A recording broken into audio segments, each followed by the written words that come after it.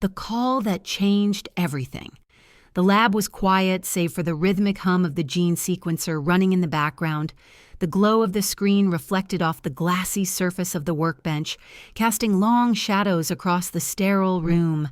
I leaned forward, scanning the latest sequencing results on Project Helix, the culmination of 5 years of relentless work, sleepless nights, and sacrifices most people couldn't comprehend.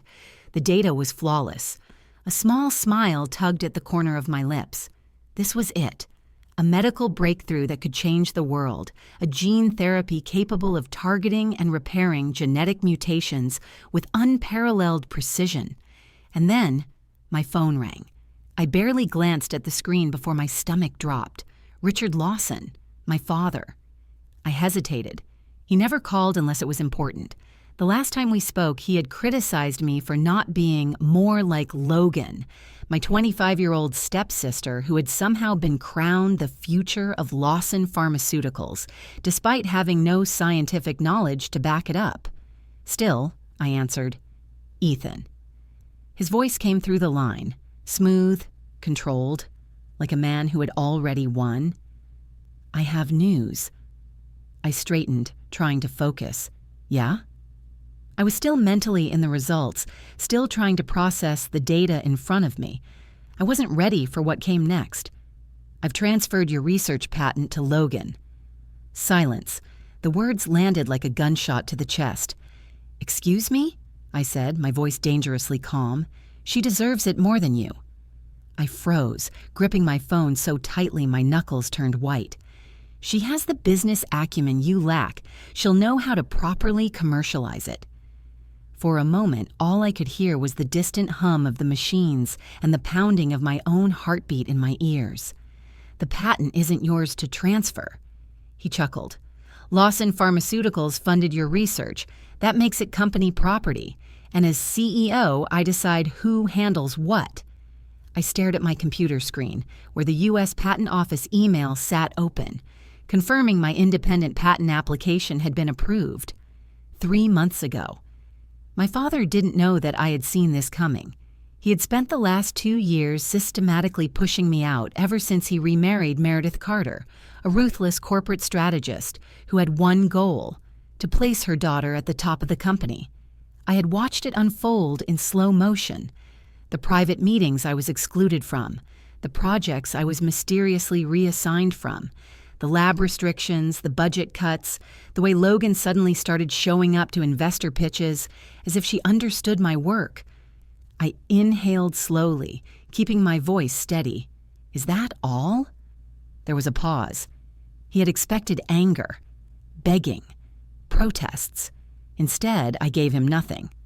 That's all, he said finally. Legal will send over the paperwork tomorrow. I exhaled through my nose, forcing the fury down into something colder, sharper. Good luck with that, I said flatly. Then I ended the call. For a moment, I just sat there, staring at the screen. Then I picked up my phone and texted Olivia Chen, my closest friend and intellectual property lawyer. Me. He did it, just like we predicted. Olivia, game on. I leaned back in my chair, exhaling slowly before reaching for the thick black folder on my desk labeled Project Atlas.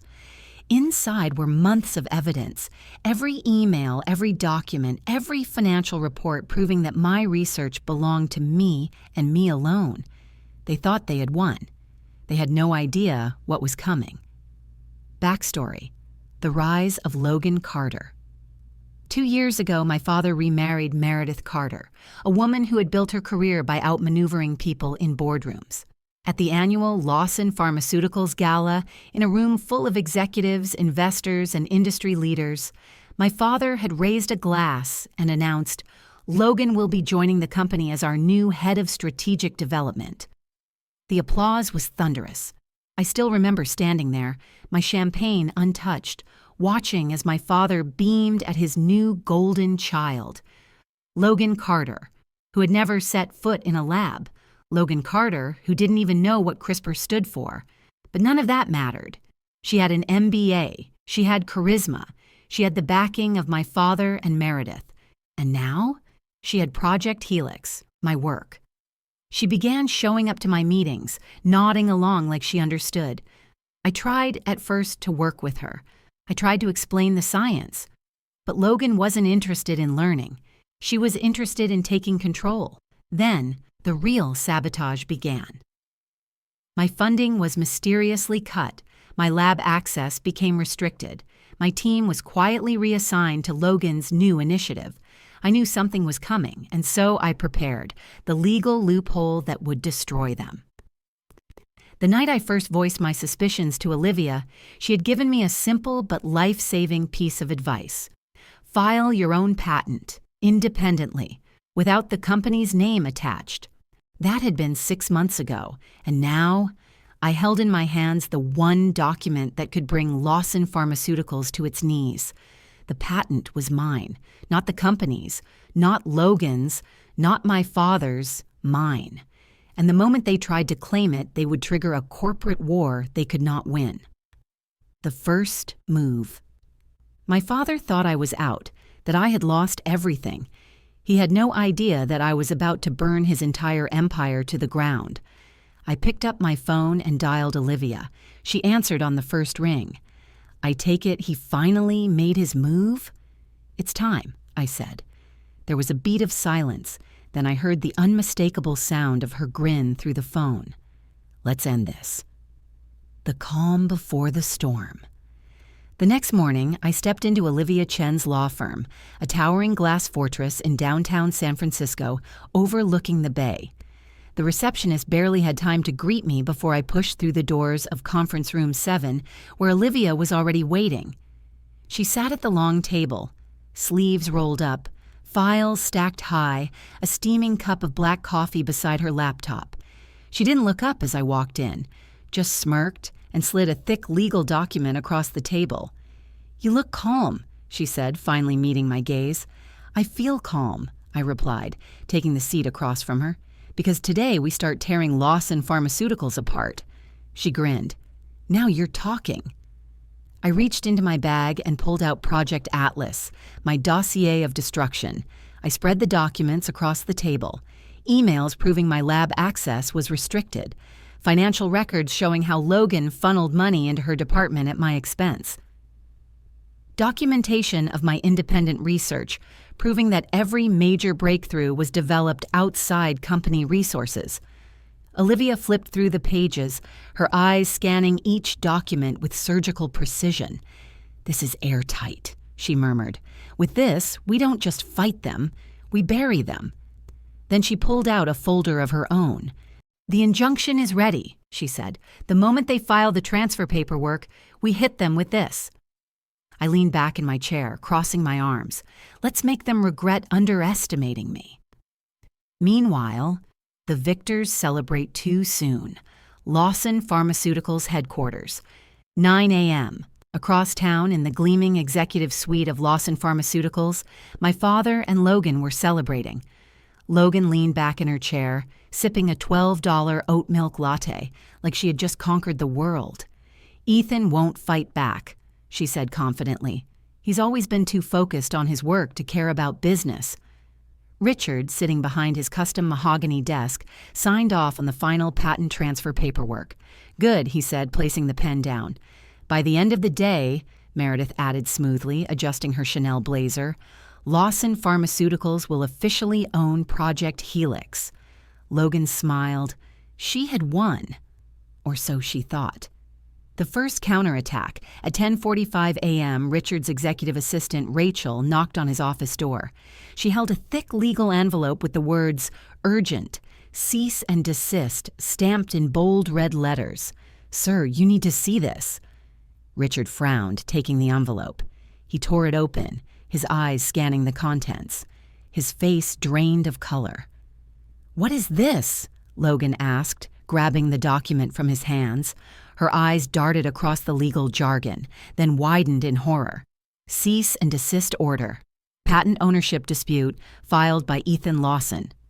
Pending litigation. Unauthorized transfer of intellectual property. What the hell is this? Logan shrieked. Richard slammed the papers down onto the desk, his jaw tightening. It means, he muttered, Ethan saw this coming. and for the first time in his entire career, Richard Lawson realized he had made a mistake. Public scandal and media frenzy. By 3 p.m., the legal battle had leaked to the press. Breaking news: Lawson Pharmaceuticals accused of patent theft. Internal feud between CEO and son. Escalates trending on Twitter. Lawson scandal. Patent thief. Ethan's Logan. By 5 p.m., Forbes ran an article, "The Rise of Logan Carter or the Fall of a Corporate Fraud." Logan was furious. She stormed into my father's office, slamming the door behind her. "We have to respond. We need a statement," she snapped. Richard rubbed his temples, looking more exhausted than usual. "No statements, no reactions. We handle this quietly." But it was too late. By 7 p.m., CNBC aired my exclusive interview. I sat across from the reporter, calm and composed. "My research is my life's work," I said. "I filed my patent independently because I saw what was happening inside Lawson Pharmaceuticals. And now, the company is trying to claim what isn't theirs. But the law is on my side." The stock dropped 14% overnight. Investors began calling for an internal audit. Lawson Pharmaceuticals was bleeding. The boardroom battle begins. The next morning, Lawson Pharmaceuticals' board of directors held an emergency meeting. I arrived at the company's headquarters at 8:30 a.m., escorted by Olivia and our legal team. Through the floor-to-ceiling glass walls of the conference room, I saw them, my father, Logan, Meredith, and half the company's legal department. When I stepped inside, Logan immediately stood. "Ethan, you're making a huge mistake," she said, forcing a smile. "We're family. We can fix this." I laughed. "Fix this? By giving me back what you stole?" My father slammed his hand on the table. "Enough." His voice was controlled, but there was a hint of fear beneath it. I turned to the board members, my voice steady and unshaken. "I have one question for all of you." The room fell silent. "Do you want to stand by a company that is about to be investigated for patent fraud?" A tense silence followed. Then one of the senior board members, Henry Whitmore, cleared his throat. "Mr. Lawson, we need to discuss this in private." Logan's face paled. For the first time, she realized she wasn't untouchable. The first casualty, Logan falls. That afternoon, CNBC reported, "Breaking. Logan Carter removed from Lawson Pharmaceuticals following internal investigation." By 4 p.m., Logan's company email was deactivated. By 5 p.m., she was escorted out of the building. By 6 p.m., she called me. "Ethan, please, we need to talk." I didn't answer. Final scene. The war is just beginning. That night, as I sat in my apartment, my phone buzzed again. I picked it up, expecting Olivia. It wasn't her. It was my father. "Richard, we need to talk." I stared at the screen for a long moment. Then I typed back, "Me. Yes. We certainly do, because this wasn't over yet. Not even close." The morning after Logan's downfall. The day after Logan was removed from Lawson Pharmaceuticals, the tension in the corporate world was palpable. Financial analysts scrambled to assess the damage. The company's stock had dropped another 8% overnight, and rumors were swirling. I knew my father would be desperate, but desperate men made mistake. And I was counting on that. At 8 a.m., I stood outside Lawson Pharmaceuticals headquarters, looking up at the massive glass skyscraper that had once felt like home. Today, it was enemy territory. "Ready?" Olivia asked, stepping up beside me.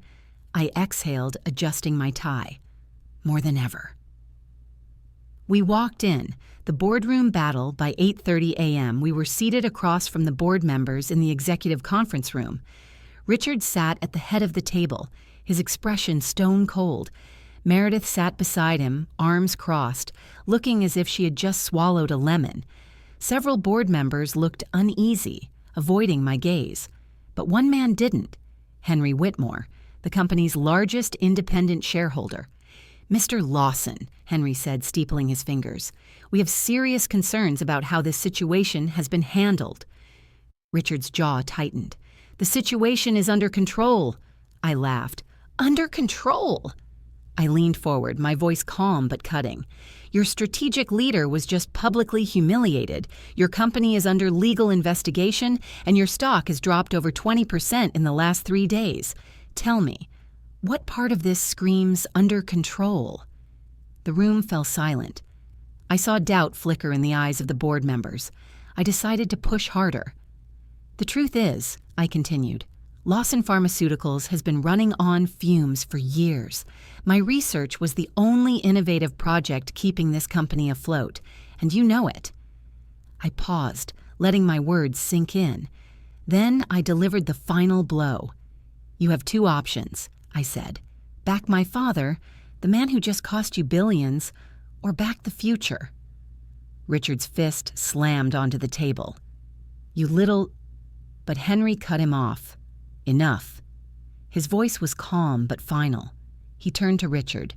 Your actions have put this company at risk. The board will convene privately to discuss your leadership going forward. Richard's face twisted in fury, but he couldn't fight it. He had lost control. For the first time in my life, I saw it. A crack in his armor. And I knew the next time I stepped into this room, I would be taking his seat. Meanwhile, Richard's desperate play. That evening, while I was reviewing documents in Olivia's office, my phone rang. Unknown caller. I answered. Ethan, my father's voice came through. Calm, composed, too composed. We need to talk. I leaned back in my chair, exchanging a look with Olivia. About? I asked flatly. You've made your point, he said. You've humiliated Logan, you've put the company through hell, but this war isn't helping anyone. I smirked. This isn't war, I said. It's justice. There was a long pause. Then his voice dropped. Come to my office. Let's settle this, privately. I knew exactly what this was. A trap. I glanced at Olivia. She gave me a knowing nod. Fine, I said. I'll see you in an hour. I hung up and cracked my knuckles. Let's see what he's planning. The father-son showdown. An hour later, I stepped into my father's office. The room was dimly lit, the skyline stretching beyond the floor-to-ceiling windows. Richard stood behind his massive oak desk, hands clasped behind his back. Ethan, he said smoothly, you've always been smart, but you're still young. You don't understand how business works. I raised an eyebrow. Enlighten me, I said dryly. He sighed, walking around the desk. I built this company, he said, his voice heavy with nostalgia. Your mother and I, this was our dream. I clenched my jaw. Then why are you the one who destroyed it? His expression hardened. I haven't destroyed anything. He sat down, steepling his fingers. But I will make you an offer. I already knew what was coming. Drop the lawsuit, walk away from this, and I'll give you a seat at the table. A real one. I let out a short laugh. You think I want to work for you? I shook my head. I'm here to take your seat, not sit beside you. His face darkened. Careful, son, he said quietly. This isn't a game. I leaned forward. No, I said, voice low. It's a reckoning. For a brief second, I thought I saw something in his eyes. Not anger, not fury, fear. He knew. He had already lost. The final move. The next morning, I made my final play. At 9 a.m., I filed a formal request with the board of directors. The demand was simple. Vote of no confidence in Richard Lawson as CEO. Motion to appoint Ethan Lawson as interim CEO. By noon, financial analysts were speculating about a leadership change. By 3 p.m., investors were pulling out of Lawson Pharmaceuticals. By 5 p.m., the board had made its decision. And by 6 p.m., Richard Lawson was no longer CEO of the company he built. The headlines came fast and brutal. Breaking, Richard Lawson removed as CEO amid legal controversy. A power shift at Lawson Pharmaceuticals. The rise of Ethan Lawson. I watched it all unfold from the top floor of my new office. Olivia clinked her glass of whiskey against mine. To new beginnings, she said. I smirked. To the end of an era. The aftermath of a coup. By the time the sun rose over San Francisco, Richard Lawson was no longer CEO of the company he built. His downfall had been swift, brutal, and completely televised. Every major financial network ran the same story.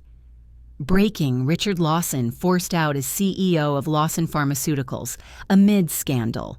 Ethan Lawson takes control. What's next for the company? Stock plummets, as board scrambles to contain fallout. But while the world celebrated his fall, I knew one thing for certain. Richard Lawson was not a man who went down quietly, and I wasn't wrong. Meanwhile, the boardroom burns. Lawson Pharmaceuticals headquarters. 9 a.m.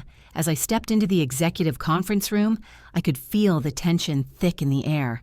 The board sat in stiff silence, their eyes flicking between me and the empty seat where my father had ruled for decades. Some looked relieved, others looked pissed.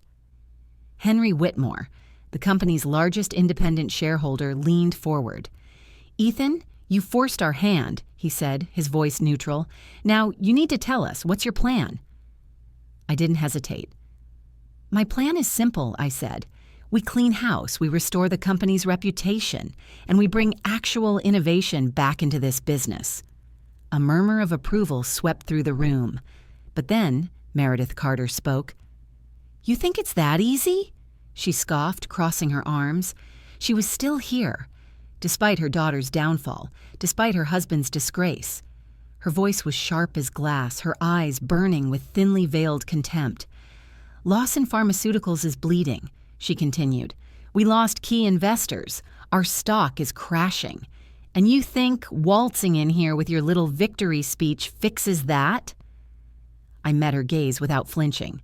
"No," I said, "but my presence here stops the bleeding. Investors didn't lose faith in the company. They lost faith in Richard." I let that sit for a second. "And if you don't want to be next, Meredith, I'd suggest you stop underestimating me." Her jaw tightened, but she said nothing, because she knew I was right. Richard's revenge. By 3 p.m., I got the call I had been expecting. Unknown number. I answered. "Ethan."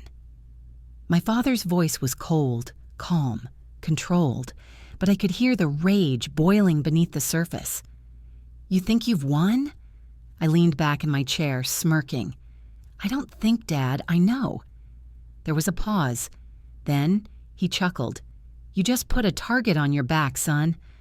"That's funny," I shot back, "because from where I'm sitting, the only person bleeding out is you." Another pause. Then the real reason for his call. "You think you're the only one with leverage?" he murmured. I sat up straight. "What are you talking about?" "Let's just say, the right information in the wrong hands can be dangerous. Lawson Pharmaceuticals isn't the only thing that can be burned to the ground." My grip tightened on the phone. "What did you do?" He didn't answer. He just laughed, then hung up. I stared at the deadline, my pulse pounding in my ears. I knew my father, and I knew one thing for sure. He had just set his next move in motion. The scandal bombshell. By 5 p.m., I found out exactly what he meant. Breaking, new allegations against Lawson Pharmaceuticals. Years of fraud, manipulated clinical trials. Uncovered. The moment I saw the headline, I knew. This was Richard's final play, scorched earth. He had leaked damaging internal documents, showing years of questionable business practices, rushed drug trials, and hidden safety reports. And now the company was under federal investigation. Olivia stormed into my office, her face pale. "Ethan, this is bad," she said, slamming a thick file onto my desk. "The DOJ is opening an inquiry. The SEC is looking into corporate fraud, and the FDA is considering pulling several drug approvals." I ran a hand through my hair, exhaling sharply. I had planned for everything, except this. I thought Richard would fight for his company, but instead, he had decided to burn it all down. The board's panic. By 7 p.m., the board held another emergency meeting. This time, the energy was full-blown panic. Henry Whitmore looked at me, his face grim. "Ethan, we can't survive this." Meredith Carter, who had been defiant just hours ago, now looked genuinely shaken. "They'll break this company apart," she whispered. I knew what they were saying. Richard had forced my hand. If I didn't act fast, Lawson Pharmaceuticals wouldn't just fall, it would be dismantled. The final choice: save or destroy. I sat alone in my office that night, staring at the two folders on my desk. One was labeled Phoenix Biotech, my new company, the future I could build on my own. The other was labeled Lawson Pharmaceuticals, the empire I had fought to reclaim, the empire my mother had built with my father. I could walk away and let it all burn, or I could save it. I closed my eyes, exhaling slowly, then I picked up the phone. "Olivia," I said, my voice steady, "get me a meeting with the DOJ." "What's the plan?" she asked. I opened Lawson's darkest secrets, a file even Richard didn't know I had. "We're going to clean house," I said. "But first, we're cutting out the rot. Because if Lawson Pharmaceuticals was going to survive, I had to destroy everything my father built. The war is almost over." The moment I made the decision to save Lawson Pharmaceuticals, I knew it wouldn't be easy. I wasn't just fighting to fix a company. I was fighting to erase my father's corruption, clean up decades of fraud, and build something new. At 8 a.m., I walked into the U.S. Department of Justice office in San Francisco, Olivia at my side. We weren't here to negotiate. We were here to take control. The lead investigator, Special Agent Marcus Powell, leaned back in his chair, scanning the documents Olivia had placed in front of him. "This is comprehensive," he admitted. I nodded. "Everything you need to take down the real problem, Richard Lawson."